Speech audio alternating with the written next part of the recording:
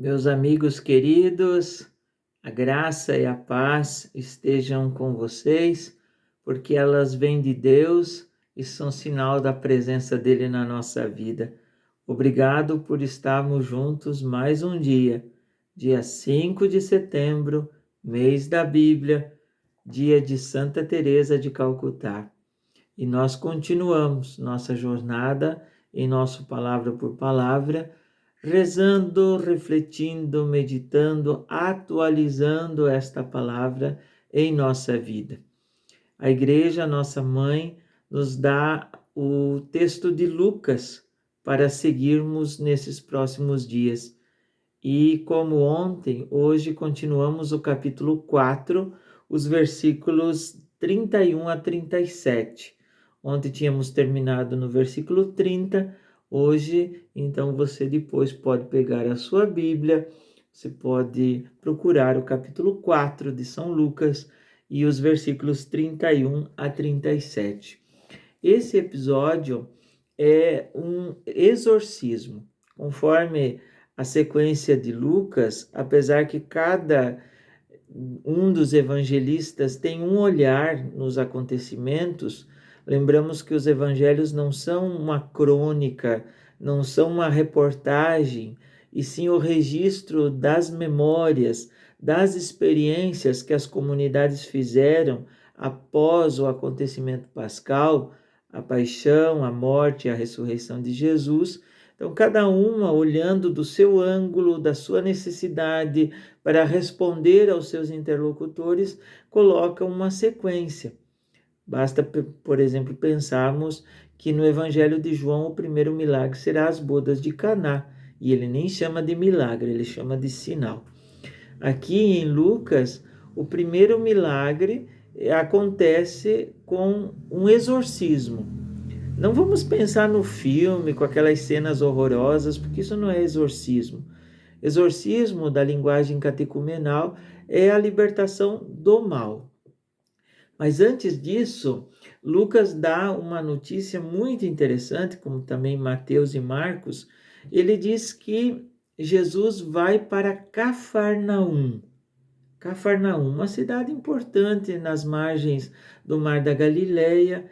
Ela ficava no entroncamento de duas estradas importantes, uma que conduzia para a Ásia Menor e iria acabar em Petra, e a outra que iria dar nos rios Tigre, Eufrates, lá do Egito. Então era um ponto de muita afluência de pessoas de todos os tipos. Essa informação já nos ajuda a entender que o Evangelho e os evangelistas, como tal, querem mostrar que a palavra de salvação não é apenas para um grupo, mas sim é para o mundo inteiro, para a humanidade inteira. Então, essa abertura. No texto de Mateus, vai dizer que Jesus veio morar em Cafarnaum. Aqui de Lucas diz que ele veio para Cafarnaum e foi para a sinagoga num dia de sábado, o dia da oração, o dia sagrado para o povo judeu. E lá na sinagoga ele ensina com autoridade.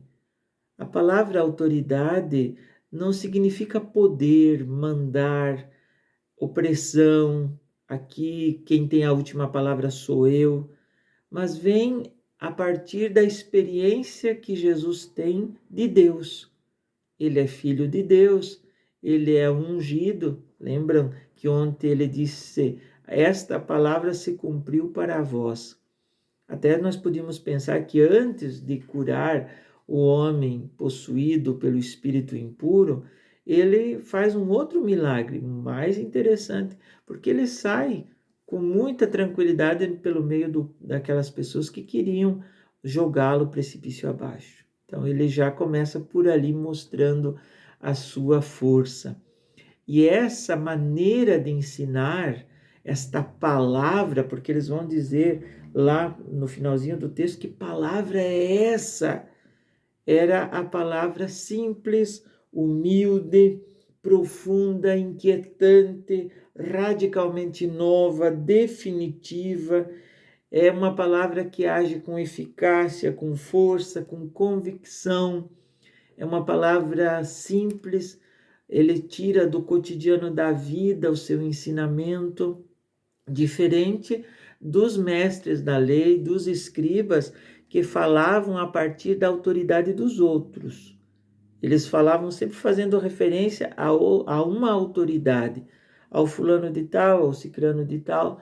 Jesus não, Jesus fala a partir da experiência que ele tem do amor do Pai, desse Pai amoroso, misericordioso, que o enviou para salvar, e da sua preocupação, do seu cuidado, do seu zelo com a vida e a vida em plenitude daqueles e daquelas deste tempo e de todos os tempos. Então, essa é a diferença. E é a partir desta palavra que aquele homem possuído pelo espírito impuro, de um demônio impuro. Veja que interessante essa tradução, não é mesmo? Possuído pelo espírito de um demônio impuro. Nós poderíamos simplesmente pensar e colocar no nosso imaginário aquela figura de um monstro, de um ser de cabeça com chifres, com rabo, da cor escarlate, com capa, etc. Mas isso aí não é o demônio. O espírito do demônio impuro era o sistema que aquelas pessoas do tempo de Jesus e de todos os tempos vivem, aonde há uma segregação de pessoas, aonde pessoas ficam fora de uma benesse e outras têm tudo. Umas não têm nada, outras têm tudo. Ou, falando propriamente do texto, eram aquelas pessoas que não conseguiam cumprir todas as leis e por isso se sentiam sempre longe de Deus. Deus sempre as condenando, as jogando fora. E esse não é o nosso Deus, como também não é o Deus do pai Abraão, não é o Deus de Jesus, não é o Deus vivo e verdadeiro que as verdadeiras religiões cultuam, seja com o nome e com a experiência que fazem. O Deus vivo, a fonte da vida, é aquele que quer que vivamos em plenitude, não escravizados, não massacrados, não excluídos, não abandonados, limitados por preconceitos, por situações que acabam isolando a pessoa, deixando-a na solidão, adoecendo-a. Jesus liberta aquele homem que não tem nome, para lembrar que ele liberta todos nós. Jesus cura aquele homem que não tem nome, para dizer que ele cura a todos nós. E esse sentimento, essa realidade de impureza, faz com que as pessoas, a partir do ensinamento de Jesus, se sintam puras. Porque agora não é mais aquela multidão de preceitos, mas sim é o ensinamento de Jesus, que é sintetizado num único mandamento: amai-vos assim como eu vos amei. O mandamento do amor. Quem ama só faz o bem. Quem ama não massacra, não exclui, não fere, não é mesmo? Então, por isso que aquele espírito fala. Não é uma entidade de outro mundo, mas é o reconhecimento de que Jesus Nazareno, a humanidade de Cristo, é o santo de Deus, a divindade de Cristo, é a fé da comunidade. A pessoa de Jesus vence todo o mal, porque ele é o sumo bem, é o bem por excelência, é a fonte de todo bem. Por isso que quem segue a Jesus não consegue, não combina, não dá para ir pelo caminho do mal, porque não vai fechar. É como querer calçar um sapato 38 num pé 42. Não vai fechar. Porque quem quer ser discípulo de Jesus precisa lutar sempre para seguir pelo caminho do bem. E o texto então vai dizer que as pessoas ficam admiradas, que a fama de Jesus se espalha, mas essa fama, ela é também, depois nós vamos ver que vai ser mal interpretada e vão começar os conflitos, porque a partir daí começa a se desmantelar um sistema religioso que, ao invés de ligar as pessoas com Deus, afastava as pessoas de Deus, criava uma classe de privilegiados e abandonava aquelas pessoas que mais precisavam.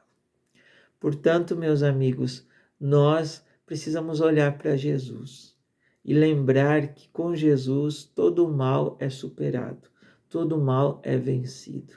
Ele é a fonte do bem. Não vamos pensar que o mal seja a última palavra.